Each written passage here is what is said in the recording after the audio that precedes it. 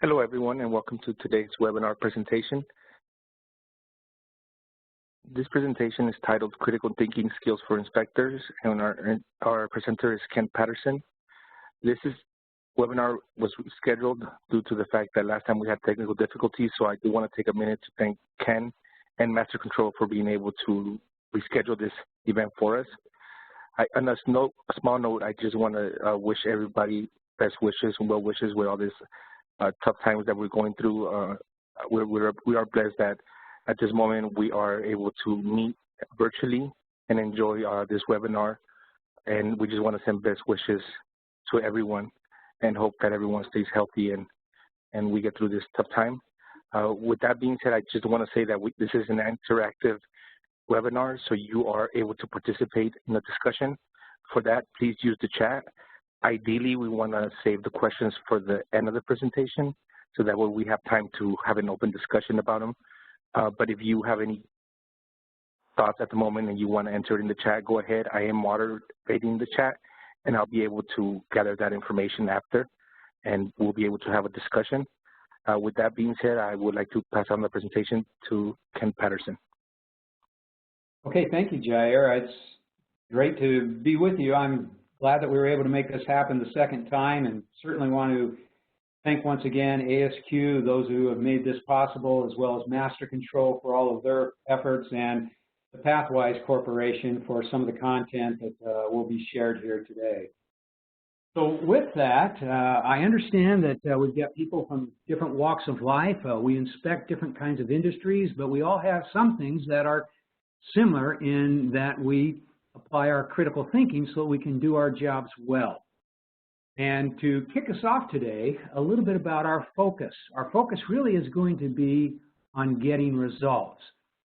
You know, it would be nice if, like in this maze, we could just bust straight through it and get results very quickly. Good inspectors want to, and obviously we should want to move through quickly to see if we can't get to the bottom of what might be happening. But we also realize that we need to move through it safely, and we need to do that with minimal disruption to those that we're out working with. And so as we examine some different issues, the reality really is that as we look towards getting results, there's two key ingredients. One I'll call processes, and the other I'll call data. And honestly, the maze looks a little bit more like this, where we don't always know exactly what's around each corner. There may be a blind spot once in a while. However, if we've got a good focus on where we're trying to arrive, certainly we should arrive with answers to our questions as we work through and examine these different issues. And so with that in mind, let me play this one step farther, kind of as a platform for what we're going to talk about. Let's look at processes more as methodologies, ways in which we ask the questions. We'll look at content really as more the facts, the data, and the answers that we're given. Depending on how we split out this equation, hopefully we'll get the right answers that will lead to results. And I'd like to give you a little bit of a feel, referencing a couple of who I think are some of the better investigators, inspectors that I've known through the years, and some of the smartest people that I've ever associated with. First one, his name was Roger. Let me tell you a little bit about Roger. Roger was probably, to date, and this actually happened, you know, he's been at this for 25, maybe 30 years. He's the most brilliant man I've ever known. The guy's IQ is off the chart. If something went wrong, Roger was always able to ask the right questions, gather up the right content, and somehow his processes, his methodologies, always brought him to just the perfect result in short order. But I'll tell you, Roger has a problem. And I went into his office one day after working with him as an inspector on a very difficult problem at the IBM Corporation. And I asked him, I said, Roger, how is it that you're able to do what you do so well? And yet none of us seem to be able to do it. He was the team lead of a bunch of us who were doing these inspections. And this is what he told me. He said, well, Well, I've been at this for 22 years. It's experience, it's wisdom. I've just figured it out. And that was very frustrating to me. The first thought that went through my mind was, my gosh, do I have to hang around here for 22 years before I can perform this like he does? Honestly, it was entirely unacceptable to me. Now, while he was brilliant, Roger was the most frustrating person I ever worked with because he couldn't transfer squat. So in essence, Roger's red or purple or whatever you want to call that line running through the content and the process part of the box, his would be very weak on process and very high on content, although he had the processes intuitively. If I look at Bill's would be more like what it's represented here currently. Bill was new. He had recently been put into a situation of trust and responsibility. He had been given responsibility over a team of inspectors, and yet he didn't know a whole lot about the industry and such that he was working in. But he had like a mini PhD in always asking the right questions. And with those questions, he was able to put the subject matter experts together, and through his interviews, he always got exactly the right information, and he was moving from place to place to place. And so like with Roger, I asked Bill, how is it that you're able to do what you're able to do so well? And what he told me was essentially this: I may not always have the answers, but I know exactly how to get the answers. And with that data, I've been taught how to analyze it, think through it, find the right clues, move it into the decision process, communicate with management.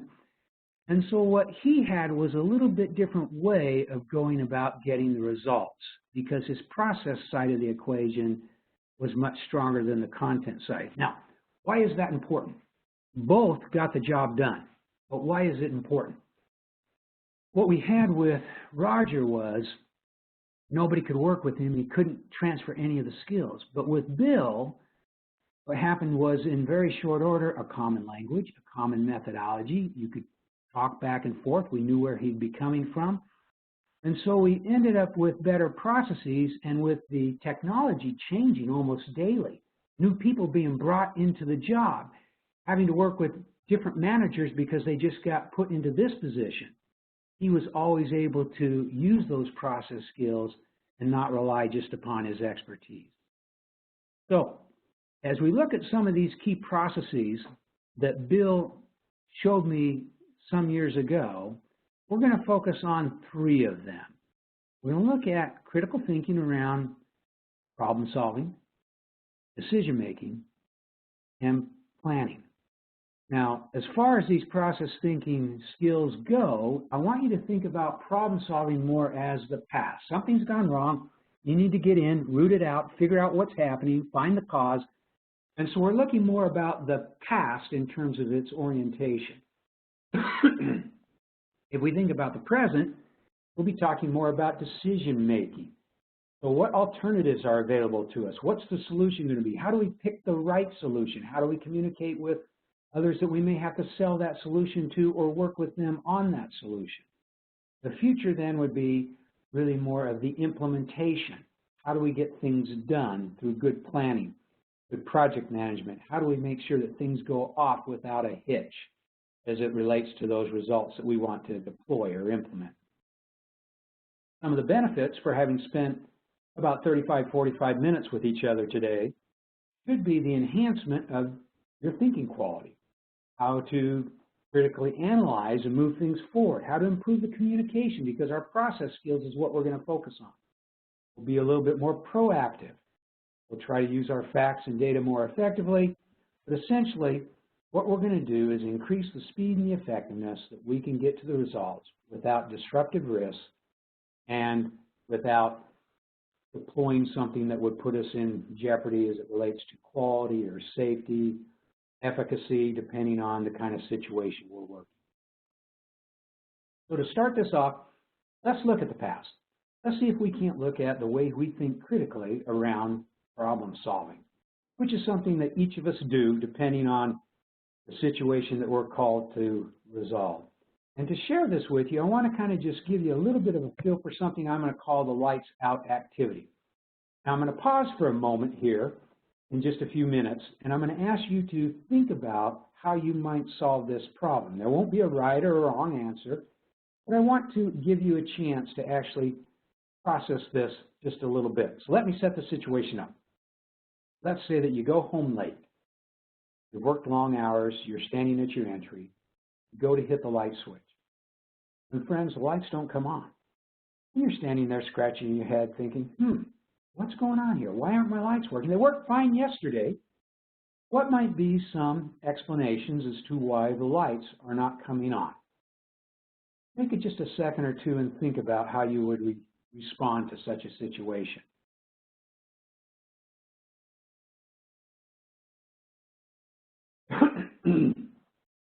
Well, you might come up with a thought such as, well, let's change the bulb. That might give us some information. We could go in and check the breaker. Perhaps you know a little bit about electricity, or you've seen something in a previous situation where, you know, you've got a situation where you're going to go in and see if the circuit has been disconnected. You could look across the street. Might be some information there. Perhaps you check for electricity. You've got a couple of tools that will enable you to see if you're actually getting electricity to the right spot. Or some of us, I think we just start to holler out, I've got a bat, thinking somebody may be in the house, and it's not exactly the same problem I started with.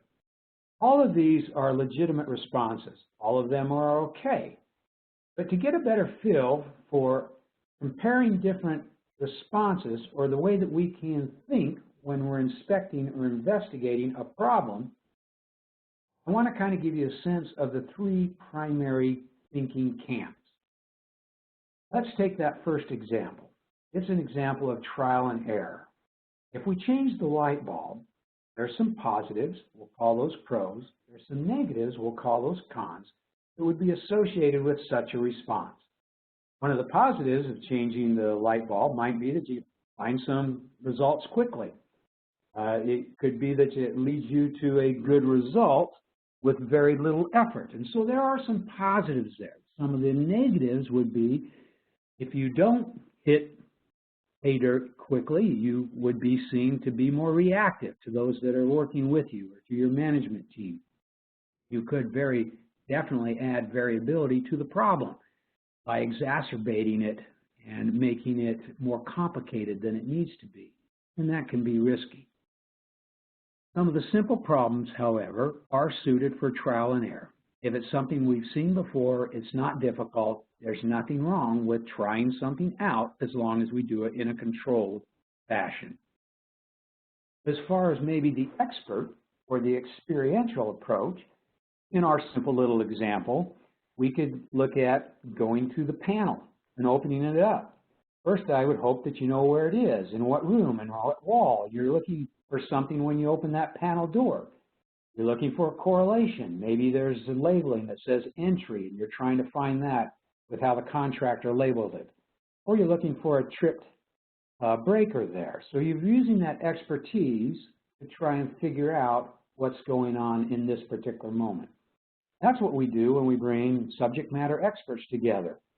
And we look at such techniques as 5 whys or fishbone analysis, and there's several others. But we're trying to do some modification of brainstorming by bringing experts into the room and then using some kind of methodology to work through and see if we can't understand what's happening and let that lead us to some kind of cause for this particular problem. But let's keep in mind that it's totally dependent upon the experts in the room. If we haven't seen something before, or if those subject matter experts can't come to a conclusion, what's going to happen is we can brainstorm about it till we're blue in the face, and we won't come up with the cause to the problem. So there's very little deductive thinking as we look at these particular types of techniques, and they're limited to the expertise that we assemble. Some of the cons to that is it can be very expensive and time-consuming to bring those experts in versus perhaps having a more rational thinking process. And so with this last step, we'll call it comparative. That's what we're going to focus more on today as we give you a couple of ideas around this concept of comparative analysis and how it really can lead to making an inspector much better at teasing out the information needed to do their jobs. Some people call it is not. Some people call it comparative analysis. It's known as different types of techniques. But essentially what we're going to do is we're going to assemble data by asking better questions, and we're going to let that data lead us in a journey to clues and to figuring out what exactly is happening here. If we looked at the simple steps that make up this process, the first step is no different than the other steps when we're using simple technique or, say, an expertise technique. We define the problem, we understand what's happening. Then we're going to investigate. We'll do that a little bit differently. We're going to get some comparisons. We'll let that set of data take us to clues, and then it will end up with coming up with what the causes to the problem could be. But in this last step, it will be quite different than what you may have done in the past. Is not only will it help us to understand the cause, but it will allow us to eliminate the incorrect causes without any design of experimentation or without any disruption in the work environment, but we'll do it all essentially through our critical thinking. So let me show you how this would work as we work down through it. And please, friends, if you've got a comment or a question as we work down through these different processes, go ahead and jot them down. We are going to save a few minutes at the end, and we'll try to address those so that all can benefit from your comments and your questions. Step one, define the problem. Essentially, my job today here, or what I'm trying to do, is give you the tiniest of little PhDs in asking all the right questions. Because if we're going to start to rely more on process versus content as our first pass, I want to give you some really good questions that can work in almost any type of problem, any type of industry, any type of situation, and they're going to get you where you need to go because you're focusing on the process aspect and you're not trying to get too quickly into the content. First question, what is wrong with what? Now this simple little question, what is wrong, is going to give you the defect, and with what is going to give you the object. And in order to look at a problem statement, you cannot progress further unless you know what the object and the defect are. Here's a simple example. Not too long ago, I was working with a company. They make scalers. You all know what this is. If you've been to the dentist and had your teeth cleaned, it's a simple little medical device that's about 6 inches long. It's kind of curved on both ends. It's sharp. And they put it on your tooth and they scrape the plaque off your tooth using this scaler. I get in trouble because I call it a scraper and they don't like that. But we'll say that scaler Z, and this company makes several scalers, that scaler Z is breaking off at the tip during use. We know what the object is. It's Z, and the defect is the breaking at the tip. Well, at least we have enough information now that we could start to move into doing some questioning around this particular problem. Now, you could capture this data. MasterControl and Pathwise and other companies have worksheets that both paper or electronic that you can use to capture the data, or you can just start to capture it on a blank piece of paper or in an interviewer's pad. But essentially, I've got my problem statement. Now, as I move to step 2, what I want to do is open up then an investigation. Now, this investigation is going to revolve around what sometimes are called the 5 W's, but it's not exactly what you're thinking if I'm going to say why. Don't you dare ask why at this point in the process. All I'm trying to do here is to collect some information in some key dimensions. One of the greatest problem solvers ever. He decided, after doing a little bit of research, and you know who I'm talking about, sometimes we think of him sitting under an apple tree and an apple falling down.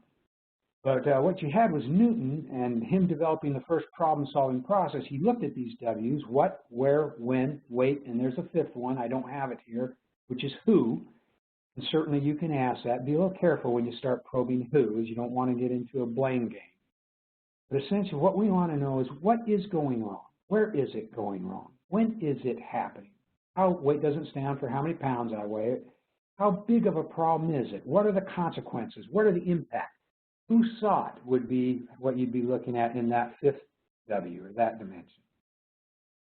And like the bullseye here shows, what you're trying to do is hit the mark. So when you start to ask the question, you might say, well, where do we go to see the problem? And they say, well, we see it out on line 7. That's pretty big. That might be the outer rung on the bullseye. Where on line 7? Well, we see it at the labeling process. Well, where in the labeling process? We see it as the ink comes to the panel. So you're trying to narrow it down to where you hit the mark, and the information we're trying to capture is all the bullseyes in each one of these different dimensions. Now, once you've hit the mark and you've got some good information in those dimensions, then we want to compare it. So step 3 would be in our critical thinking process to say the same thing but a little bit differently. So what we're looking for is, we know what the problem was, now we want to know what else could it have been that's very similar, but it is not. Where else could I go to see this, but I don't? When else could that have occurred, but it is not occurring? And so we're trying to get a point of comparison that we can utilize to bring us some important information if we're going to do some deductive thinking about this. So let's go back to our example. Scalar Z is breaking off at the tip during use. What is happening? We know it only occurs on scalar Z. But be more precise. Let's get to the bullseye. The tip breaks off when it's in use, from the bottom to the top. So if I look at the break on the scalar, it breaks from the lower going towards the top. And it doesn't break in a smooth fashion, but it breaks in a jagged type of line. I could compare that then to scalars W or T or X. They're identical scalars for the most part. On these other scalars, we see breaks. That's not uncommon. What we could expect to see, or more likely would see, is it bends. Or when it does break, it breaks with more of a straight break. And typically in a dentist's office in use, it rarely breaks from the bottom to the top. It almost always breaks from the top to the bottom if we examine the break itself. Where do we go to see this? We happen to see the problem only on line 3. Now, we also make scalar Z, this very same scalar that's breaking, on lines 2 and 1. No problems on lines 2 and 1. It breaks at the top of the scalar. Now, remember, if you put this in a dentist's hand, the pronged piece that's sharp is on both sides, top and bottom, so they can flip it in their hand and use either end. It really doesn't matter. But what they're saying is this thing orients so that we know as the manufacturer what the top and the bottom is, and it's only happening on the top. It never happens on the part that they flip to the bottom. Why? It might be something you're starting to think of. Don't say it just yet. We're just trying to assemble some data here. We see the problem only in dentist offices in the West Coast. We don't see them in the East or the Midwest. And then we started to get some real good bullseye type of information. And that is that even within a dentist's office, where the scalar is and is in use, it only breaks in one chair. So if that dentist's office had 3 or 4 chairs, that scalar could move around to any of those chairs. But when it breaks, it will always only break in the one chair. It can't break when it's being used in a different chair. So we then start to look at when. When did we see the problem? Well, it was reported 2.5 weeks ago, but we didn't see it any time previous to that. We didn't see it when we do testing at our facility. We didn't see it after they do cleaning or reconditioning. So we're starting to get is and is not data. How big is the problem? Causing us to have returns. Doctors are losing confidence in the product, but we haven't gotten any lawsuits. We haven't gotten any discontinuance. We're getting more complaints. And so you can start to see, we could even put who in here if you wanted and start to name off, even in the office, who's having the problem and who is not. This would start to bring us to a position where we could capture this data. Now, you could capture it, like I said, in a worksheet electronically is what you're looking at here. This is a simple electronic worksheet that allows you to capture the data and it brings it back for you. Happens to be embedded within a CAPA process that MasterControl has. And then they can also use it to help them work through that problem-solving methodology. But nonetheless, what you're seeing here is the is and the is not getting us ready to talk about what we're going to call clues. And it is here in this clues where you might make a note that what this does is sets up now why. So this is quite a little bit different than just starting off with subject matter experts and doing 5 whys and kind of doing some modified brainstorming. Now we're going to look at the data sets and we're going to ask ourselves the question, I look at this is data and I look at the is not data. What's unique? What stands out? What's different? What has changed? Has anything been modified or altered in, on, around, or about this data set that I'm looking at? So we're essentially going to look at the problem versus the comparison, each one of those dimensions, what, where, when. We're going to look at what's happening after 2.5 weeks of use, for example, that didn't occur a few days prior to that. Or what's going on in the use phase versus the testing phases, the quality assurance phases at our manufacturing facility when maybe the same instrument even was tested and then got out and waited for 2.5 weeks to break. So what we're trying to do is capture a clue. Now, don't get worried too much about whether it's the right clue or everybody agrees on it. All these are at this point are things that are true. You don't want to write down things that are false, but if it's true and it's something unique about the is compared to the is not, go ahead and write it down. And these will become clues that we can then use as we move to the process of generating causes. Key question for causes would be, what causes are then suggested by the clues? And we want to explain the cause and effect relationship that we're seeing as we look at those clues compared to the problem statement. Or in other words, compared to what went wrong. And as we look at these, we need a place to try to, once again, capture our thinking. Now, if it's a real simple situation, you might just do this conversationally. And as an inspector myself, I've done it many times, particularly working with the FDA, and used to go out and do some audits with aerospace industry, with Lockheed and Boeing and many others. And I would, for the most part, either put it into my iPhone or just kind of capture the data mentally. But as the problem gets more complicated, you're going to need to capture it someplace where you might call an end to the meeting and then maybe until tomorrow morning or even a few days will go by and you want to be able to pull that data up and just kind of pick up where you left off and hit the ground running. So we're capturing that data here under what we call likely causes. Likely cause is just a hypothesis using the clues as to what would account for what we're seeing. And again, I might have 2 or 3 or 4 or 10 likely causes depending upon the problem I'm inspecting.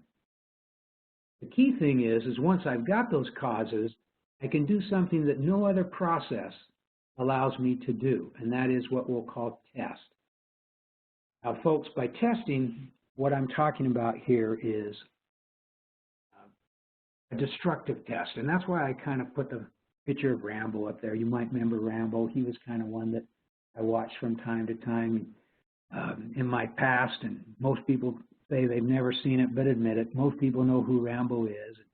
Everything he touched, it either blew up or burned up or something destructively happened to it, and he put his hand on it. And that's the way I want you to think about this test. This is not like an experiment you're going to put together where you're going to try to prove that something is right.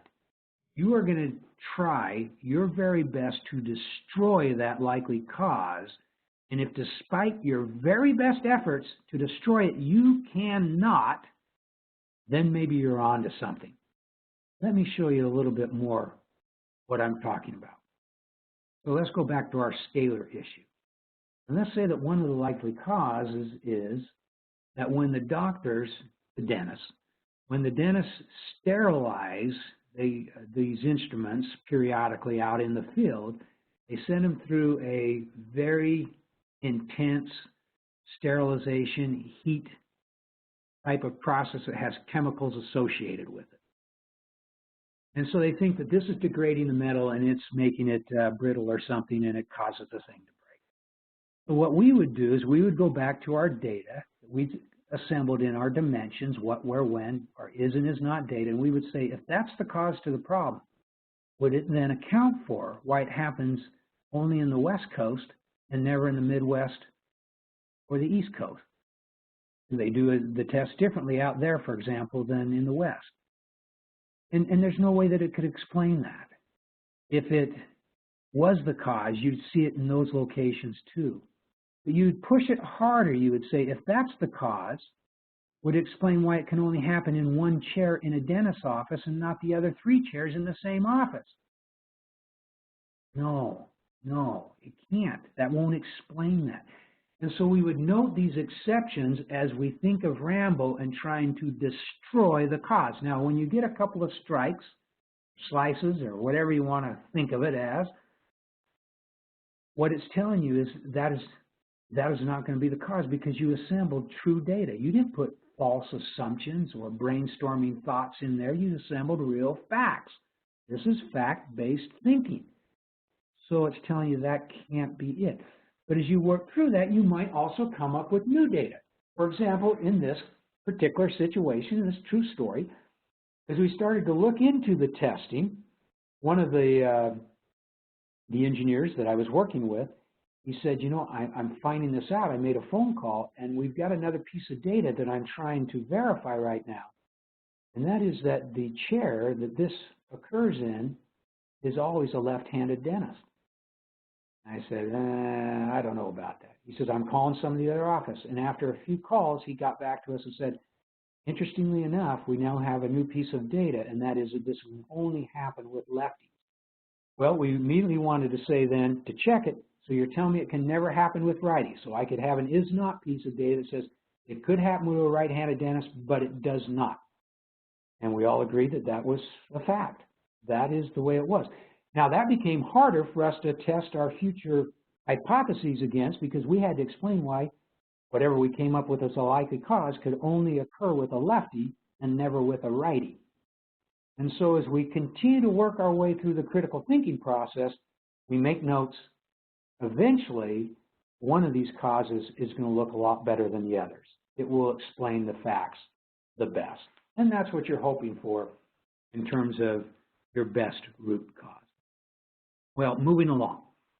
Once we come up with a cause to the problem, or we understand better why this is happening, and we've done some critical thinking and testing around that, you could take a moment and design something that would validate that cause for you. You could move it through some of the other processes that are, you know, there for us and we use often. But I'm going to kind of advance us a little bit beyond that to the next key step in the process, which is decisions.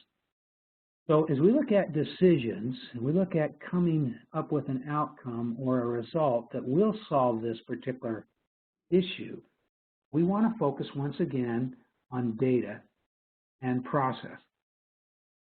So the data should feed the decision-making effort. And there's data that comes from the past or even the present, and there's data that can come from something that we're looking to more as a predictive or future mechanism. And you're familiar with these. Some of the data that we might have that's past-oriented would be analytics or reports, APAs that we've worked through, similar problems, different kinds of alarms that might be in a verification or validation protocol, targets, quotas that management are working through with their suppliers or vendors. All of that is we're looking at the past to see if we can't make some sense of the past, as it may help us with understanding what might solve the issue moving forward. More in the futuristic or the predictive side is we may set up watchdogs or trending. We could use artificial intelligence, which we're using quite a lot now, or what we're calling predictive agents, where with software, we can set up an agent. It's kind of like 007. 007 is going to start looking for things even before they occur, and they're going to give us warnings to trigger our thinking about something that may occur long before it does based on how we set up the artificial intelligence in terms of what we want it to start to examine. If we look at some folks that are doing a pretty good job of starting to do that, one of my favorites is Dr. Amy Abernathy. She is obviously with the FDA. This is a quote from her. She essentially said, if we're going to really change the way that we use data, both within the agency, but also across all biomedicine, the agency needs to fundamentally prepare the ground. Well, how are they starting to prepare the ground? You might compare some of this to what your company is doing. How do we better move that preparation towards better decision making? We could use predictive technologies, machine learning, artificial intelligence to move us towards better full process control, early warning systems for potential value chain anomalies, intelligent processes that incorporate automation that help us to eliminate the human error and move it towards more preventive thinking, predictive thinking. We look at transparent data across, access for streamlined communication with regulators and others that we must work with that may be supplying us products and services. And so you get the idea, prescriptive analytics, as well as self-service data visualization for accessible and actionable insights. So I would say this last one is much more than a hunch. It's actually now starting to feed you based on probability an equation that says there's a strong likelihood that this will indeed be occurring. And so we can utilize this as we start to think about how we can best help in our jobs as we contribute to those that have to make decisions. Now, occasionally we might be the decision maker. Most of the time we're recommenders or we're working with a team that's going to deploy a particular solution. And our job is to help come up with a balanced decision that considers positive performance and detrimental risks of each of the options. So in essence, we want to try and increase the performance while decreasing the potential problems or the risk. Most decisions boil down to a couple of core key steps if we're going to go to a process, which is our goal today, to be more methodology, process, question-oriented that leads the data or teases the answers forward. And so we're going to break it down to now, yours might have more or fewer than these, but this is essentially a good representation of what most good decision makers consider: purpose, criteria, options, and risk. And my purpose here today with you is to give you, again, some key questions. Not to show you exactly what to do, but to give you a question so that you can pull this process forward. So what might you ask to ensure that there's a good purpose and that purpose is established and ready to go forward? Just like with the problem, we asked the question, what was wrong with what, and it got us started. Here we're going to ask questions such as, what result is desired? When does it have to be accomplished? Are there any assumptions? We want to be clear and articulate as we put this purpose together in terms of what it is that we're trying to accomplish. Criteria then has us starting to bring forward the data or the facts. It could be from reports. It could be from predictive analytics. It could be from the CAPA that we worked on. But what we're trying to do is bring some data that's relevant forward. We want to make sure all the experts have weighed in, so we might ask the question, have we gotten all of the experts weighed in? How did we feel when we went through testing this? Is there somebody else that we could ask that testing question to explain why this happened with lefties and not with righties? Did we miss something? Do they understand the ergonomics of maybe how this dentist puts people in the chair or how they use that device in their hand that's different than how a right-handed person would use it? And so we're trying to make sure that the experts have weighed in as we start to assemble the criteria that's going to make up this decision. And then we're going to ask what is most important as we examine this criteria. In essence, what we're going to do is take the criteria, we're going to break it down into what we might look at as absolute and desirable, or limits and hope to haves, as we look at the criteria that will lead us to a good choice. By absolute, what I'm really talking about, you can see it down here on the bottom. It's very binary. It's either yes or no evaluated. So if we have a criteria that says this, in order for this decision or this outcome to be successful, for this solution to be successful, it needs to be implemented within 4 weeks. If that were a criteria and we said it's absolute, then we could say, yes, it either is going to be deployable within 4 weeks or it's not. If it's not deployable within 4 weeks, the deadline must have been so extreme that we would not consider that particular solution. That would kick whatever it is we're looking at out, and it would not be a viable contender as solutions are considered for solving this particular problem. Now, other criteria might be desirable, things we'd really like to have, focused on the performance of this particular alternative. And so we could divide it if we wanted to have some kind of scoring system. We could say, well, this is the most important out of the criteria that we have. We'll give that a 10. And then we could measure the others up compared to the 10. We could say, in comparison to this one, if it's our 10 and most important, how important is this criteria? Well, it's a 5. It's half as important. This one here is an 8. It's nearly as important, but not quite. And so we could get some kind of distribution as we move into looking at our solutions or options and examining them and finding the one that's going to best meet our needs for this particular result or this particular end outcome. Obviously, you want to bring in the experts again if you need to. They may understand this a little better than you if you're mostly a process facilitator. But don't undercut your innovative abilities, your creativity to, as you work through this, try and better understand what is going to happen as this thing deploys out. Don't stop at the first obvious choice. Keep coming up with new ideas. Make sure, however, you are fact-based and that what you're doing with is reality rather than coming up with ideas that really are things that you couldn't deploy. They're not within your realm of responsibility. They're too cumbersome. You want to try and look at things that you can actually influence. And we've been doing this to get us to this important place. Whether or not your ability revolves directly around the decision-making or you're just a contributor, having been the inspector, your job is to help ferret out the potential problems. And we could use that using simple if-then types of situational thinking. But nonetheless, we want to consider the downstream consequences, and we want to focus on probability and impact and evaluate which problems would be more manageable.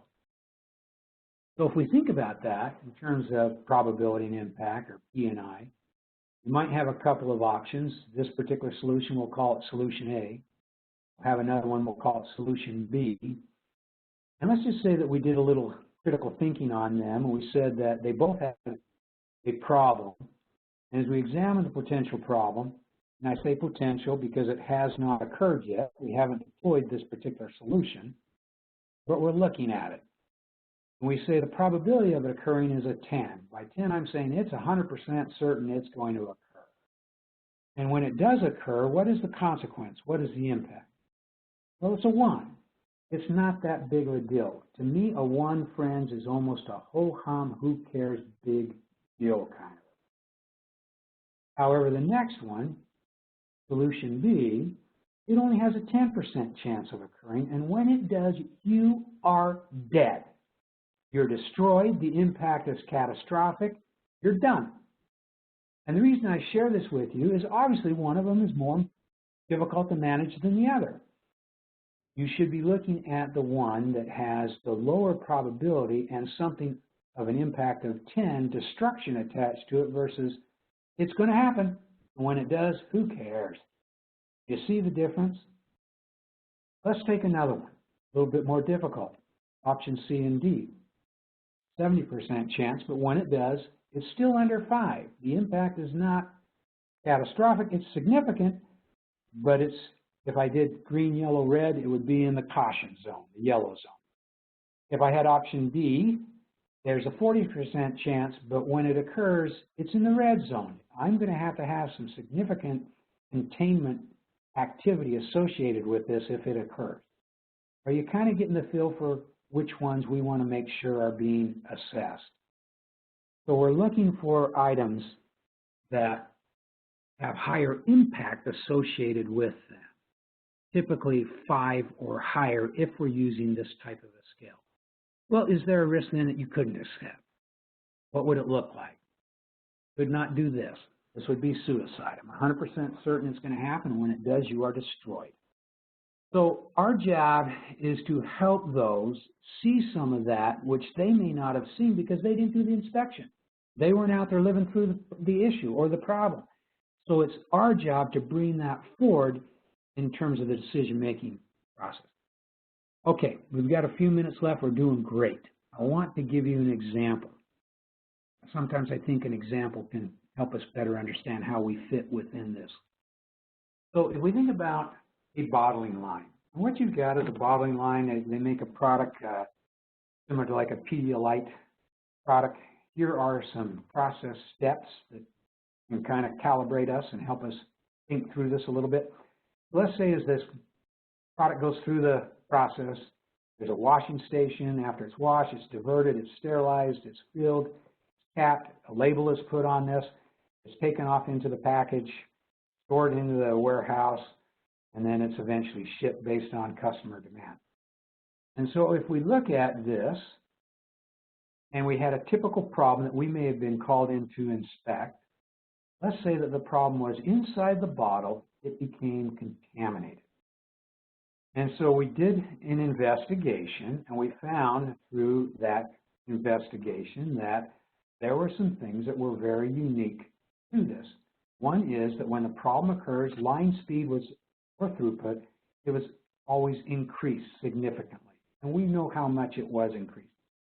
The contamination that gets inside the bottle happens at the end of the hourly run. About 8 minutes before that hourly run is finished, the contamination enters the bottle. Sterilization chemistry breaks down about 7 minutes prior to this same time that the contamination is getting into the bottle. We verified it. We've done some validation with the chemistry. We know the degradation is happening. We proved that out with some test production runs in a very limited, non-disruptive way without shutting the whole process down. And so this team came up with some solution options using the decision-making process. They looked at the criteria in terms of their budgets, in terms of their quotas, in terms of what could do on the line. They looked at their different limits and some of the desirables. And they came up with some options here, redesign the sterilization chemistry. That could be complex, but a whole new chemistry possibly could solve this. A larger reservoir capacity there in the wash so that we don't have something from the wash, which is where this breakdown or this agent is entering from the wash over inside to the bottle. They looked at a constant feed process in sterilization, and they said, you know what, maybe we just need to add some people and slow the line down, and we'll put a few extra shifts through the midnight hours, and we'll meet our production that way. So they're trying to look at criteria of budget versus resource. They're looking at lots of different options in order to get that outcome or that result that is important to them. Our job is to enter in there, as I mentioned earlier, and help them see where those risks or those potential problems in those options would be. Oftentimes these are missed. We need to take it upon ourselves as critical thinkers to help that come forward. So how would we manage the risks of each option? Are some easier to manage than others? Our objective is to decrease the probability and the impact consequence of those potential problems. We helped them come up with two that seemed reasonable. We designed the wash chemistry and constant feed, the process. And we would then go ahead and work through that process to help them see where those problems are and how they could start to come up with some critical thinking around those. So I hope you've gotten an idea how we've moved from the past, which is problem solving, something happened, we were called in, to the present, which is what are you going to do about it? And now we're working with different people. We might just be a recommender, we might be working with management. And now we're going to move to the future.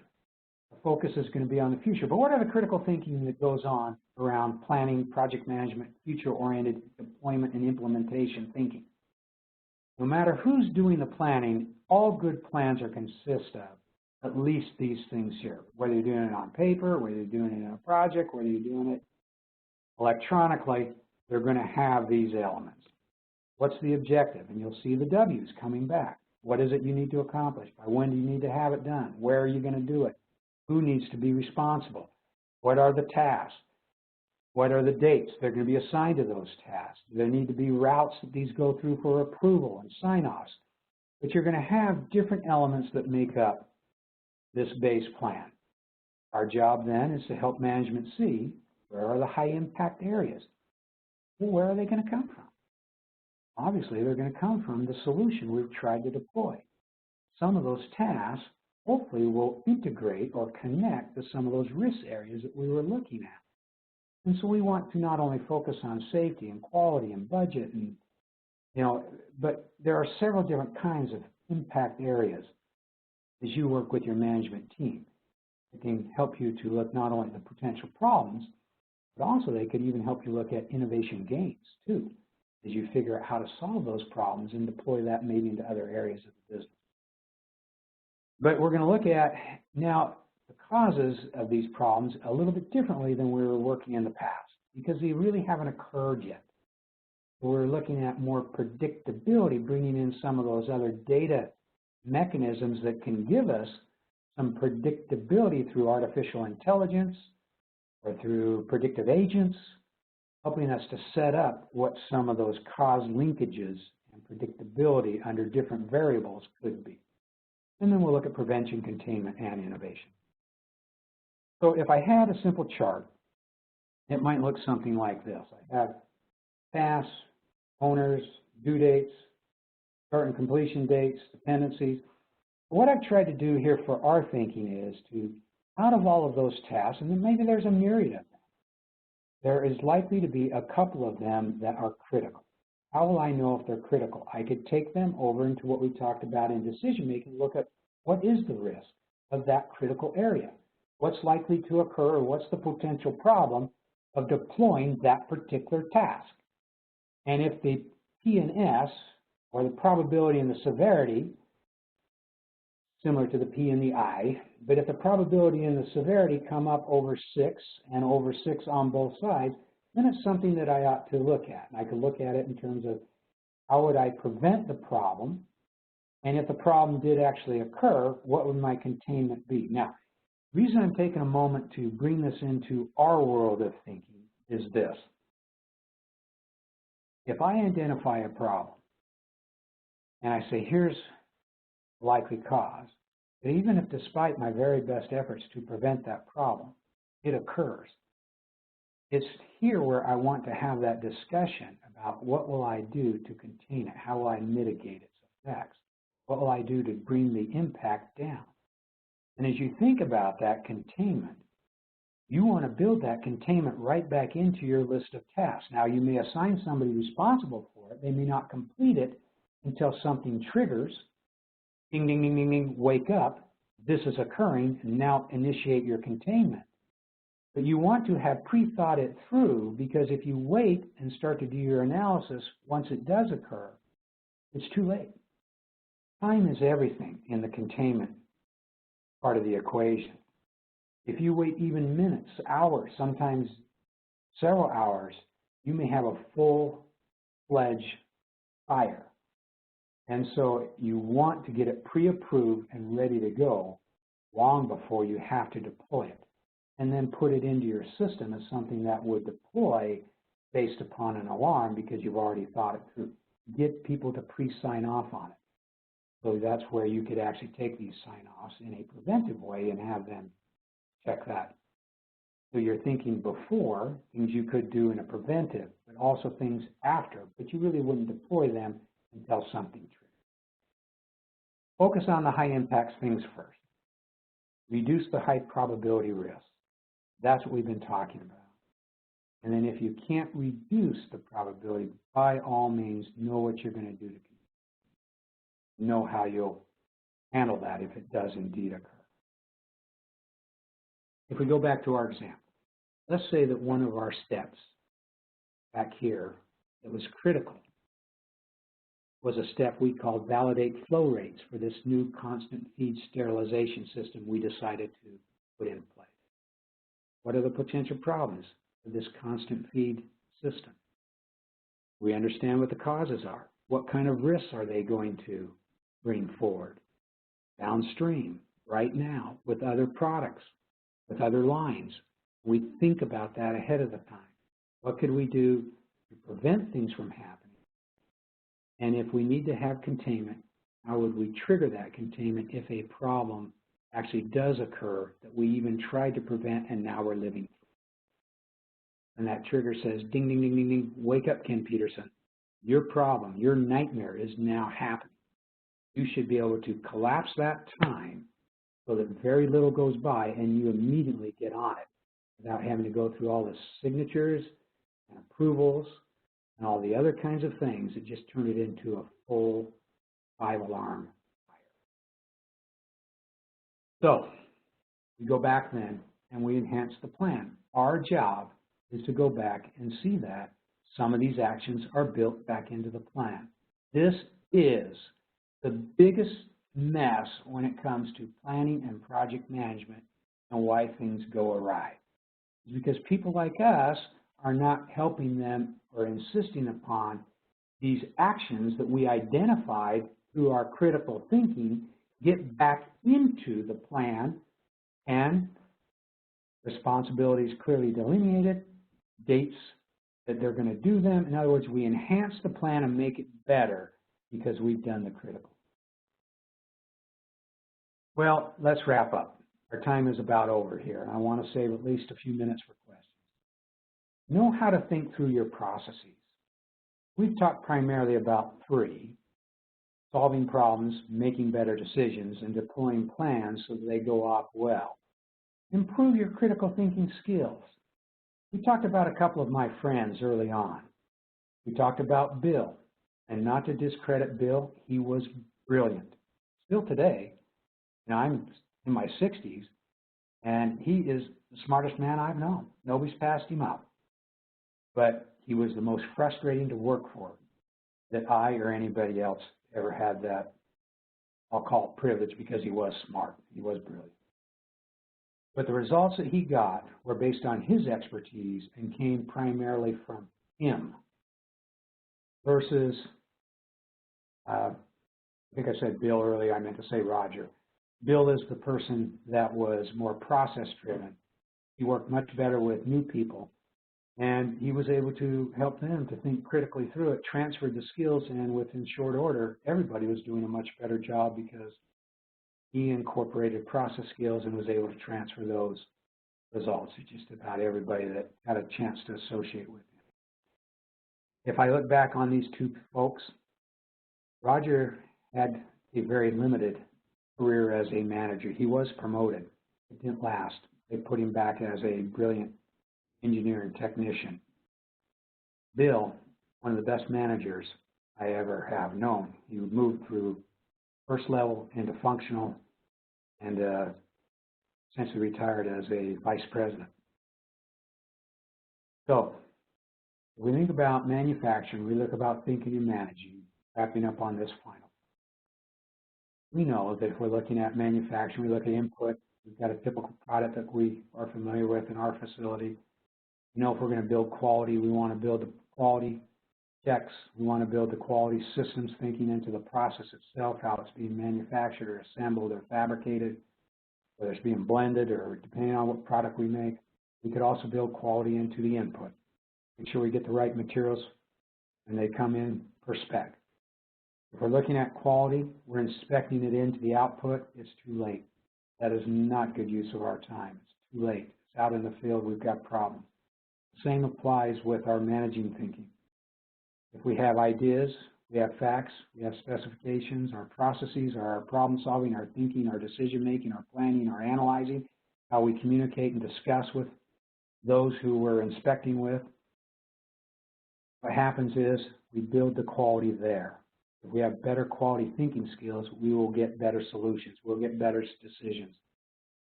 And we won't have all of the hiccups and the problems that come, just as it would in manufacturing. If it's too late with a product that's gotten out the door, we won't have the problems with our decisions and our plans and our problem solving if we do a better job in our critical. So for that, I say thank you. I am going to, Jair, maybe you're going to pop in, or Teresa. I'm going to go up here and see if any questions might be coming up. I'm clicking on chat. I see some comments. I don't know if everybody can see the different comments. I see some thank yous and some appreciative comments, but I'm not seeing any particular questions just yet. Yes, thank you, Ken, for a great presentation, very informative, and we appreciate it from the ASQ Inspection Division. Everyone, please chime in. Any questions that you guys have, any critique, anything that you want to share with Ken, go ahead and please enter in the chat. We will start discussion. On a small note, I want to share with everybody that Ken was nice enough to share this presentation. As long as this presentation is respected and the rights are respected, he will be able to share this. So go ahead and send me an email if you want a copy of this presentation. At the second note, this is going to be recorded. This was recorded, so we are going to have a copy of it, and we are going to post it on our Inspection Division YouTube page. So just be on the lookout for that. Okay, I do have a question here. What was your biggest barriers to use this process? I think the biggest barriers to using this is you're fighting some of the common techniques that are prevalent in industry. So, you know, for example, 5 whys, or just looking at some of the simple techniques that came from our statistical process controls that we were taught years ago, and house of quality and those kinds of things. Most of those things that bring in an expert is how we were trained to look at this versus trying to develop our own critical thinking skills. So to get better at asking questions means that you have to basically ask the question and then shut up. Let the others kind of come up with the data, and then you navigate through that data, helping them to get to clues that would account for these aha moments where you can say, I got an idea. And you can see the lights go on when you put the data sets there for them. They'll say, whoa, well, that's not right. How could it account for that and not that? And then once again, push and let them do some of the thinking. You know, I've been an engineer all my life too, and I like to think of myself as, you know, a pretty good problem solver and so forth. And it's hard for me to just kind of back off and let people that are closest to it realize that they can start to solve these problems. And then Jair, help them, facilitate them through it. So you're not just, your end result is not just to solve the problem. Your end result is to turn over some of those thought processes to the people that you're working with, so they can do it time and time again when you're not around.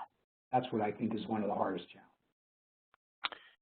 Great. We do have another question, and then we'll wrap it up with this question. How do you recommend working with a seasoned investigator? I think with the seasoned investigators, you know, people have been at it for a long time. They're pretty good at what they do. It's helping them to kind of move towards this thinking process and let them kind of put it into a methodology that works for them.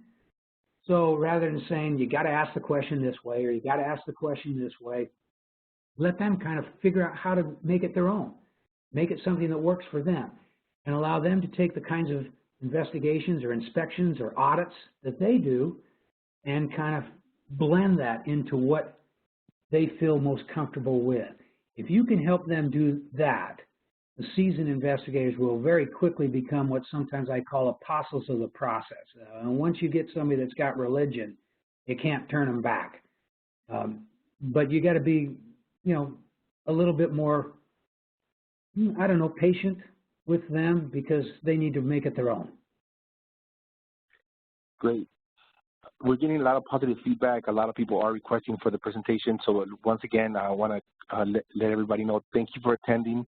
You will be receiving your RUs 24 hours from this event. I will be sending out the presentation to whoever requests. And once again, Ken, thank you very much. I just want to close out with I want to let everybody know, get a small glimpse into what we have ready. We're planning for October in beautiful Salt Lake City, Utah for 2020. We're having our ASQ Inspection Division conference. We're working in conjunction with the Salt Lake City section and also with MasterControl to put together a great conference. The title of the conference is the Quality Summit Operation Excellence at its Peak. We will be having a lot of tours. We will be having some great courses, and we just want to let everybody know, just kind of give everybody a small glimpse. All the details are not finalized. As soon as they are, we'll be posting them into our inspection division website, and I hope to hopefully get to see Ken there if he's around the area, to see any of you that are traveling around the time. Hopefully, we're hoping for the best, right? Hoping that by that time things do get better. If not, we'll follow up with more details as we move along to that date. Okay, well, cheers. Thanks, everybody. All right, everybody, have a wonderful rest of your day and stay safe. And we'll be in touch next month at our division webinar. Thank you.